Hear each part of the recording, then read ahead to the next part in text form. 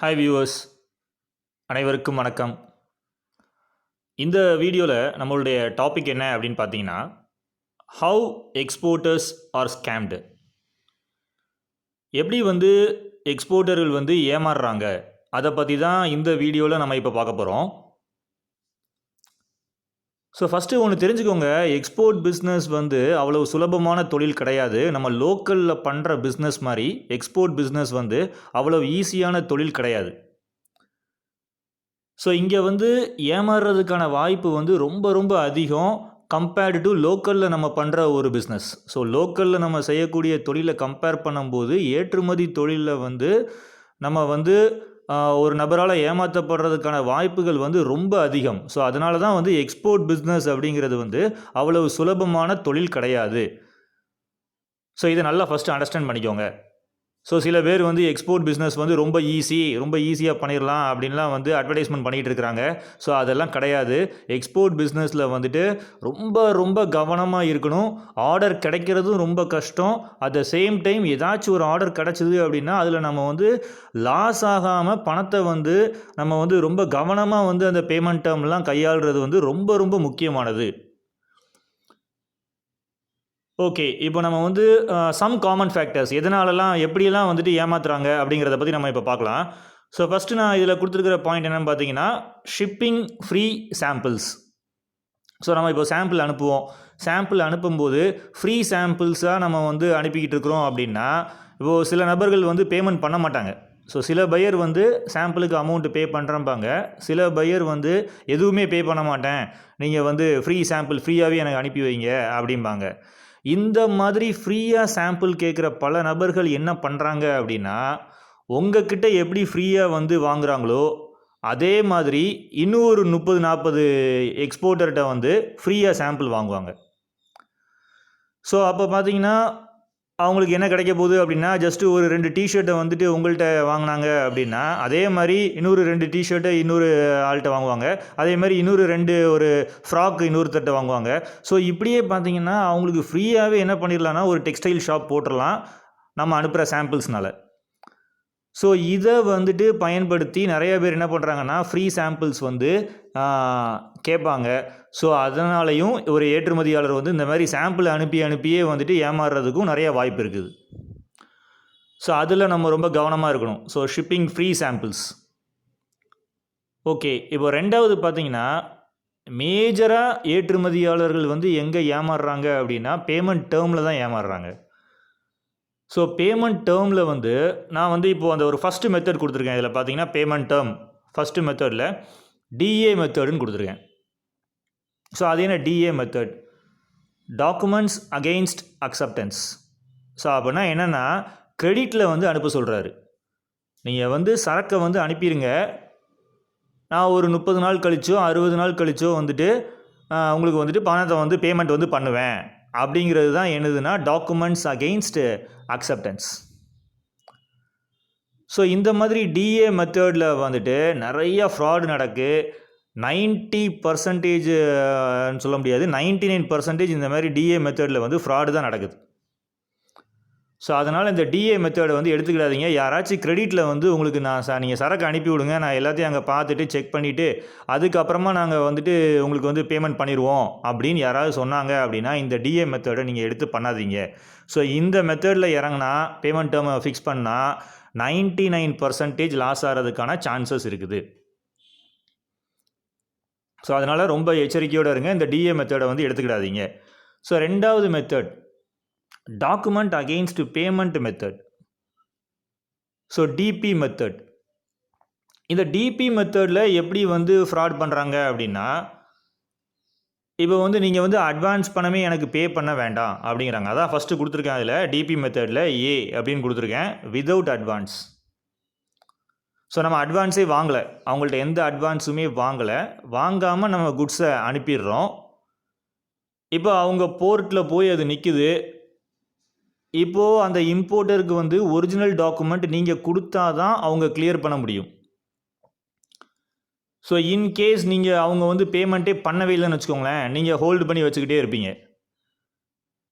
நீங்கள் வந்து டாக்குமெண்ட்ஸை அனுப்பாமல் நீங்கள் வந்து வெயிட் பண்ணிக்கிட்டே இருப்பீங்க. அவங்க பணம் போடட்டும், போட்டதுக்கப்புறம் தான் நம்ம டாக்குமெண்ட்டை நம்ம வந்து ஹேண்ட் ஓவர் பண்ணணும் அப்படின்னு நீங்கள் வச்சுக்கிட்டே இருப்பீங்க.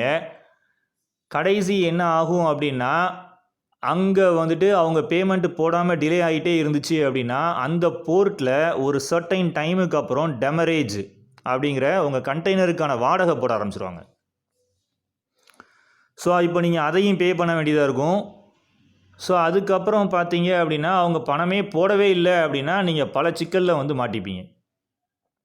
ஸோ இதனால தான் நான் அகைன் அண்ட் அகைன் என்ன சொல்கிறேன்னா, இந்த டிபி மெத்தடில் இறங்குனீங்க அப்படின்னா அட்வான்ஸ் பேமெண்ட்லாம் வாங்காமல் பண்ணவே கூடாது. ஸோ இதை நல்லா கவனமாக வச்சுக்கோங்க. ஸோ இதை பயன்படுத்தி ஏமாத்துறாங்க. ஸோ அடுத்தது டிபி மெத்தட்லேயே நான் பியில் கொடுத்துருக்கேன் வித் அட்வான்ஸ். ஸோ டிபி மெத்தடில் நம்ம பண்ணுறோம். இப்போது அட்வான்ஸும் வாங்கிட்டோம், ஒரு 50% அட்வான்ஸ் பணம் வாங்கிட்டோம். வாங்கிட்டு இப்போ வந்து குட்ஸ் அங்கே போயிடுச்சு. ஸோ நம்ம 50% முன்பணம் வாங்கியாச்சு. இப்போ குட்ஸ் அங்கே போயிடுச்சு. போன உடனே நம்ம வந்து டாக்குமெண்ட்டை வந்துட்டு அவங்கக்கிட்ட ஹேண்டு கொடுக்கக்கூடாது. ஸோ அவங்கக்கிட்ட வந்து டாக்குமெண்ட் என்ன செய்யக்கூடாது அப்படின்னா கொடுக்கக்கூடாது. அதாவது ஒரிஜினல் டாக்குமெண்ட்டை அவங்கக்கிட்ட கொடுக்கக்கூடாது. ஸோ ஒன்ஸ் அவங்க பாக்கி பணத்தை போட்டதுக்கு அப்புறம் தான் நம்ம ஒரிஜினல் டாக்குமெண்ட்டை அவங்கக்கிட்ட கொடுக்கணும். ஸோ அப்படி பண்ணால் தான் நமக்கு வந்து ஓரளவுக்கு சேஃப்டியாக நம்ம வந்து பண்ண முடியும். ஸோ சில பேர் என்ன சொல்லுவாங்க அப்படின்னா, நான் உங்களுக்கு 50% அட்வான்ஸ் போட்டுறேன், பாக்கி 50% வந்து அகெயின்ஸ்ட் டெலிவரி வச்சுப்போம் அப்படிம்பாங்க. அது என்ன அகெயின்ஸ்ட் டெலிவரி அப்படின்னா, ஸோ 50% அட்வான்ஸ் நம்ம இப்போ வாங்கியாச்சு. ஸோ இப்போ குட்ஸ் வந்து அங்கே போயாச்சு. அவங்க என்ன சொல்கிறாங்கன்னா, அங்கே போனதுக்கப்புறம் போர்ட்டில் கிளியர் ஆகினதுக்கப்புறமா சரக்கு அவங்க கையில் கிடச்சதுக்கப்புறம் அதையெல்லாம் அவங்க செக் பண்ணிவிட்டு அதுக்கப்புறமா உங்களுக்கு மீதி பாக்கி 50% போடுறோம் அப்படின்னு சொல்லுவாங்க. ஸோ இந்த மாதிரி பண்ணினாலும் பிரச்சனையில் மாட்டிப்பீங்க. நிறைய வாய்ப்பு இருக்குது. என்ன பண்ணுவாங்க அப்படின்னா, 50% பணம் உங்களுக்கு கொடுத்தாச்சு, இப்போது சரக்கும் அவங்க கையில் கிடச்சாச்சு. இப்போ அவங்க என்ன பண்ணுவாங்க அப்படின்னா, சரக்கில் வந்து அது சரியில்லை, உங்கள் குவாலிட்டி சரியில்லை, நாங்கள் எதிர்பார்த்த மாதிரி இல்லை, அதுக்கப்புறம் பார்த்தீங்கன்னா டேமேஜ் ஆகிருக்குது, அப்படி இப்படின்னு ஏதாச்சும் ஒரு காரணம் சொல்லி உங்களுக்கு நீங்கள் பே பண்ண வேண்டிய அந்த 50% பேமெண்ட், பாக்கி பேமெண்ட்டை தராமலே போயிடுவாங்க. ஸோ இந்த மாதிரியும் உங்களுக்கு வந்து பிரச்சனைகள் வர வாய்ப்பு இருக்குது. ஸோ இந்த மாதிரி அவங்க ஏன் இப்படி பண்ணுறாங்க அப்படின்னா, சில ஃப்ராடு ஸ்கேமர்ஸ் என்ன பண்ணுறாங்க அப்படின்னா, அதாவது ஒரு நல்லவன் மாதிரி ஒரு 50% போட்டாச்சு. ஸோ அப்போ நம்ம என்ன ஆயிடுவோம், ஓகே 50% கொடுத்துட்டாரு, அப்போ நம்ம பாக்கி 50% வந்து நம்ம வந்து கட்டாயமாக நமக்கு வந்துடும் அப்படின்னு நம்பி சரக்கு அங்கே கையில் கிடச்சதுக்கப்புறமா தானே தர சொல்கிறாரு, நம்ம பண்ணலான்னு நீங்கள் நினைப்பீங்க. ஆனால் இதில் வந்து பெரிய ஒரு ப்ராப்ளமில் வந்து முடிகிறதுக்கான வாய்ப்பு இருக்குது. ஏன்னா குவாலிட்டி சரியில்லை, அது சரியில்லைன்னு சொல்லி பேமெண்ட் வராமல் ஸ்டாப் பண்ணிடுவாங்க. ஸோ அதனால் 50% பணம் மட்டும் தான் அவங்களுக்கு வந்திருக்கும். அவங்களுக்கு என்ன லாபம் அப்படின்னா, உங்ககிட்ட ஏமாத்தின மாதிரியே அவன் ஒரு 50-100 பேர்கிட்ட ஏமாற்றிருப்பான். ஸோ அப்போ அவன் என்ன பண்ணுறான் அப்படின்னா, சீப் ப்ரைஸு ஒரு 50% தான் போட்டிருக்கான், போட்டுட்டு ஒரு 100 பேர்த்திட்ட சரக்கு வாங்கியிருப்பாங்க. இப்போது அதை எடுத்துகிட்டு போய் அங்கே போய் ஒரு பெரிய ஒரு ப்ராஃபிட்டை பார்த்துருவாங்க அவங்க கண்ட்ரியில். ஸோ அதனால் இந்த மாதிரி ஏமாற்றுவாங்க. ஸோ அட்வான்ஸை கொடுத்துருவாங்க 50%, பாக்கி அட்வான்ஸை டெலிவரி என் கையில் கிடச்சதுக்கு அப்புறம் தான், நான் வந்து சரக்கு கிடச்சதுக்கு அப்புறம் தான் கொடுப்பேன் அப்படிம்பாங்க. ஸோ இந்த மாதிரி நீங்கள் பேமெண்ட் டேர்மில் இறங்கினாலும் மாட்டிப்பீங்க, நிறைய ப்ராப்ளம் வரும். ஸோ இதெல்லாம் யார்கிட்ட பண்ணணும் அப்படின்னா, நல்ல உங்களுக்கு தெரிஞ்சவங்க, நல்ல ஒரு நம்பிக்கையான நபர் அங்கே இருக்கிறாங்க. ஸோ இண்டியன் டு இண்டியன், அங்கே இந்தியாவில் இருந்தவர் அங்கே போய் செட்டில் ஆகிருக்கிறாரு, நல்லா நமக்கு தெரியும். இந்த மாதிரி நபர்கள்ட்ட தான் நீங்கள் வந்து இப்படியெல்லாம் வந்துட்டு பேமெண்ட் டேர்ம் வந்து பேசிக்கணும். வித் அட்வான்ஸை வாங்கிட்டு டெலிவரிக்கு அகெயின்ஸ்டாக வந்து பண்ணுறதெல்லாம்.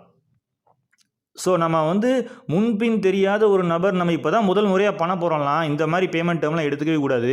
பெஸ்ட்டு என்னன்னா 50% அட்வான்ஸ் வாங்கிக்கோங்க, ஏதாவது ஒரு 20% வாங்கிக்கோங்க.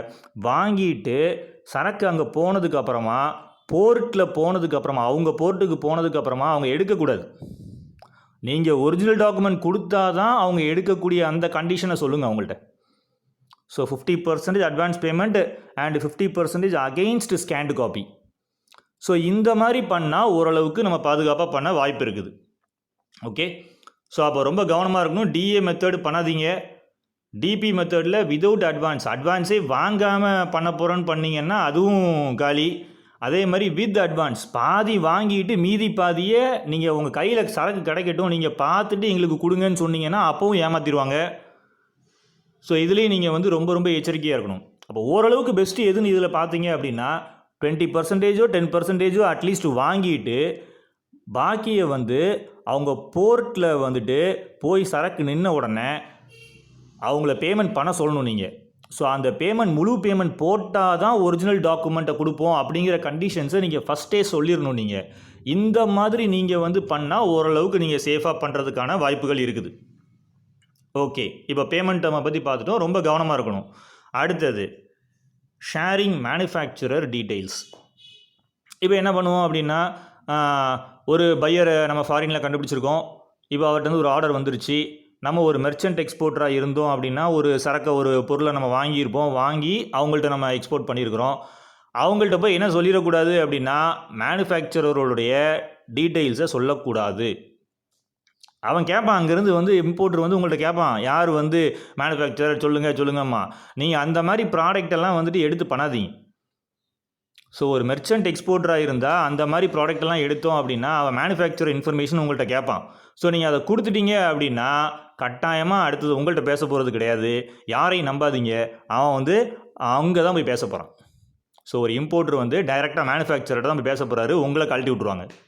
ஸோ அதனால் இந்த மேனுஃபேக்சரர் டீட்டெயிலெலாம் யார்கிட்டையுமே ஷேர் பண்ணாதீங்க. ஸோ இதில் நீங்கள் ரொம்ப கவனமாக இருக்கணும்.